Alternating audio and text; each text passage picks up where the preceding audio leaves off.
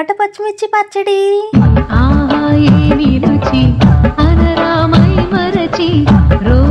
ఇక మనకు పండగే.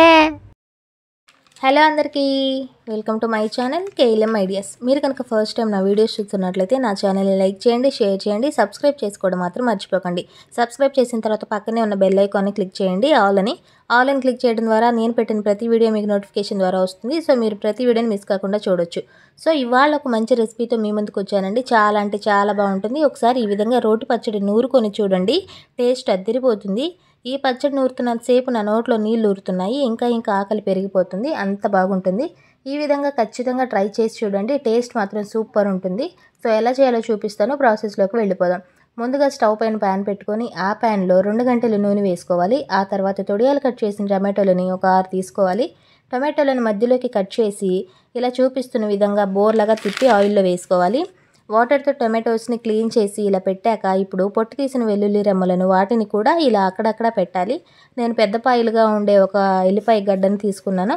అండ్ ఒక 10 పచ్చిమిర్చి నిలువుగా ఘాట్లు పెట్టుకొని ఇవి కూడా ఆయిల్లో వేసుకోవాలి. చాకుతో అయినా పిన్నిస్తో అయినా పర్లేదు, ఇలా ఘాట్లు పెట్టుకోవాలి. అండ్ 4 తొలకల చింతపండు కూడా వేసుకోవాలి. అలా ఘాట్లు పెట్టడం వల్ల మనకి చిట్టుపట్టలు ఆడకుండా ఈవెన్గా ఫ్రై అవుతుంది. మొత్తం అంతా కూడా లోపల కూడా బాగా ఫ్రై అవుతుంది. మధ్యలో ఒకసారి మూత తీసి ఇంకో వైపుకు టమాటోలను తిప్పుకోవాలి. ఫస్ట్ కొంత బోలుగా వేసాం కదా, పైన వేగాయి. ఇప్పుడు లోపల కూడా వేగడానికి ఇలా తిప్పాలి. ఈ విధంగా తిరగవేసిన తర్వాత సన్న మంట మీదనే మనము వీటిని బాగా ఫ్రై చేయాలి. ఆ వేడికి బాగా వేగుతాయి. ఇలా వేగాక చూసారా, మొత్తాన్ని గుజ్జుగా చేయాలి. ఇలా గుజ్జుగా అయ్యాక ఇప్పుడు రోలుని సిద్ధం చేసుకోవాలి. ఇప్పుడు పచ్చిమిర్చి వెల్లుల్లిని సెపరేట్ చేసి ఇలా రోట్లో వేసి కొంచెం దంచాలి.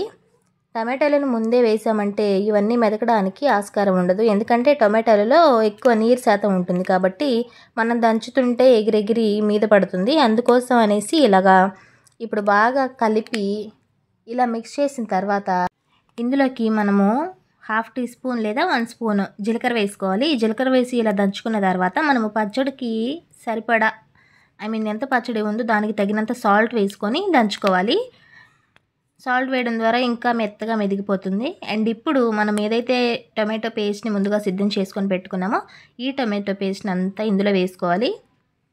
మీకు ఈ టమాటోస్లో వాటర్ కంటెంట్ ఎక్కువగా ఉంది అనుకుంటే కనుక హై ఫ్లేమ్లో పెట్టుకొని ఒక 2 మినిట్స్ పాటు ఫ్రై చేసుకున్నారంటే కొంచెం వాటర్ని అంతా లాగేసి మనకి దగ్గర పడుతుంది అనమాట టొమాటో పేస్ట్ అనేది.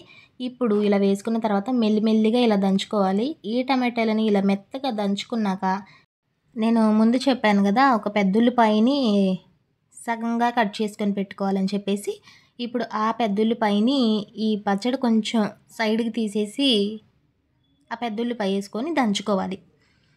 అలా దంచుకోవడం వల్ల ఆ ఉల్లిపాయలో రసం అంతా కూడా పచ్చడిలోకి దిగి మనకు చాలా టేస్టీగా ఉంటుంది. ముందే వేసుకున్నామంటే కనుక పచ్చడితో పాటు ఫ్రై అయిపోయి మనకి ఏం టేస్ట్ అనిపించదు. సో ఎప్పుడైనా పచ్చడిలో ఉల్లిపాయ అనేది మనము దంచేటప్పుడు పచ్చడి నూరుకునేటప్పుడే వేసుకోవాలి. సో నేను ఒకటి వేసాను అండ్ ఇంకోటి కూడా ఇప్పుడు వేసి దంచుతాను. సో ఈ పచ్చడి మాత్రం చాలా టేస్టీగా ఉంది. మీరు తప్పకుండా ఈ ప్రాసెస్ని ట్రై చేసి చూడండి, ఎలా వచ్చిందో నాకు కామెంట్ చేయండి. అండ్ ఈ ఉల్లిపాయ ఇలా ఇది కూడా దంచుకున్న తర్వాత ఇప్పుడు ఇందులోకి కొత్తిమీర వేసుకోవాలి. ఒక పిడికెడు కొత్తిమీర అయినా వేసుకోవచ్చు.